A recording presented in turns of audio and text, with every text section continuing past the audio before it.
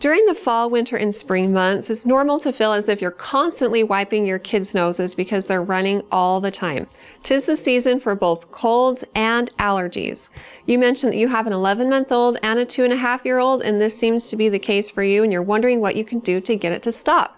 And really, it just comes down to the cause. Kids are like cold magnets, and if their noses are running because they have a cold, there's not really anything that's going to stop that. And so you may just feel like their noses are running all the time because kids actually get 6 to 9 colds a year, and it's usually packed into just about 6 to 9 months of the year. So you'll feel like they get one and they get over it and just get another one, and you're probably right.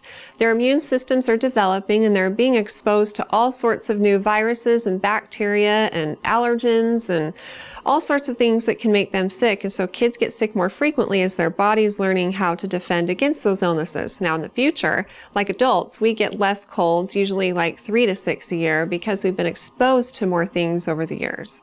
Now, if your children have like a constant, long-lasting runny nose, maybe some nasal stuffiness, you've noticed that they're sneezing a lot, itching their nose, itching their eyes, then it very well could be due to allergies. About 40% of children in the United States suffer from allergic rhinitis, and they're more likely to have it if one or both parents have seasonal allergies.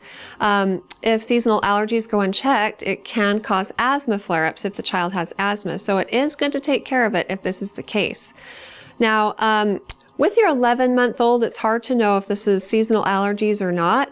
Most pediatricians agree that children during the first year of life won't have seasonal allergies because you have to first be exposed to the allergen, and then your body will mount up a defense against it, and then the signs of an allergy won't manifest themselves until they're exposed to the allergen again. So in the case of a seasonal allergy, they won't be re-exposed to that allergen until the next season.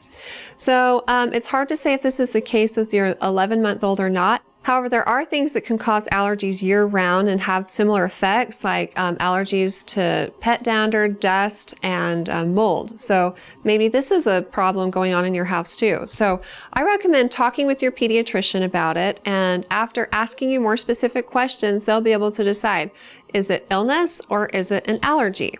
If your pediatrician feels that it is an allergy, then they may talk to you about using over-the-counter medications to control the symptoms.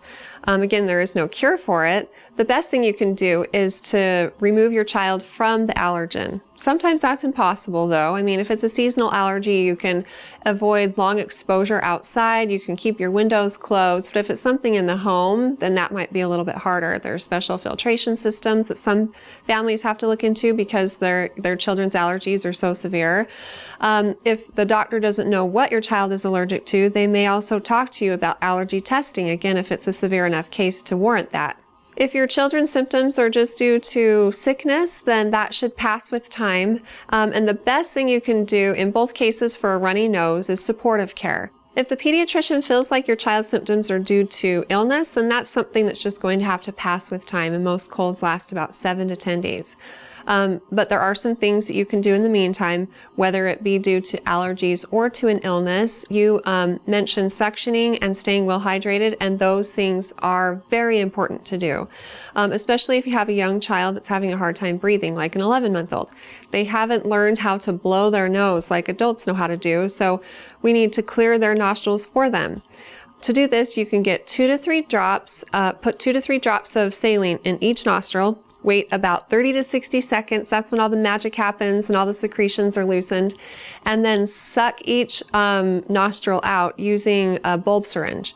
And this should clear it, make it easier for the child to breathe. And you'll probably also notice that your child's nose gets a little bit raw from rubbing it so much. You can try getting a little bit of petroleum jelly and dab a little bit on the outside of each nostril, and that will hopefully prevent it from getting really rashy and sore. If your children ever have issues with stuffiness, then one of the best things you can do is put them in the bathroom, shut the door, hold them, read a book or something, do something to keep them entertained for 15 minutes or so, turn on the shower.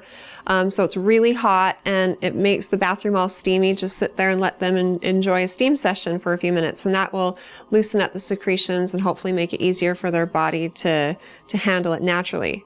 Now, hydration is important because if a child is sick, it's harder for them to eat. They may not feel like eating, and dehydration is a big problem for small children. So no matter what, make sure your kids are drinking a lot. And it also helps to loosen secretions. If they get dehydrated, that the secretions are thicker and harder for the body to handle. So again, that's the reason why hydration is so important.